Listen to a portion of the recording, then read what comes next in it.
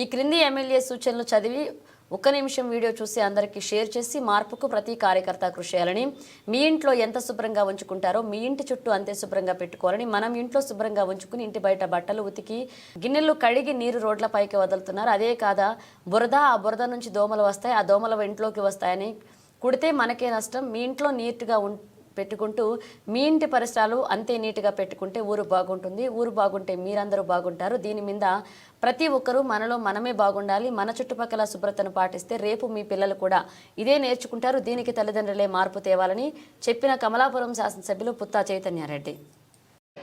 మీ అందరి బాధ్యత కూడా ఒకటి ఉంది. ప్రతి ఇంటికాడ మీ ఇంటి లోపల నీట్గా ఎలా పెట్టుకుంటారో మీ ఇంటి చుట్టుపక్కల కూడా అంతే నీట్గా పెట్టుకోవాలి. మనం ఇంట్లో నీటి పెట్టుకుంటాం, ఇంటి బయట గుడ్డలు ఉతుకుతా ఆ నీళ్ళన్నీ రోడ్డుపైకి వదిలేస్తాం, గిన్నెలు కూడా అడ్డే కడుగుతా అన్నీ రోడ్డు పైన వదిలేస్తాం. అదే కదా మనం బురద, ఆ బురదలోంచే కదా దోమలు వస్తాయి. దోమలు ఆన్నే ఉంటాయా? ఇంట్లోకి వస్తాయి. ఇంత మళ్ళా మనకే కదా నష్టం. మీ ఇంట్లో ఎట్లా నీట్గా పెట్టుకుంటారో మీ పరిసరాలు కూడా అంతే నీట్గా పెట్టుకుంటే ఊరు బాగుంటుంది. ఊరు బాగుంటే మీరందరూ బాగుంటారు.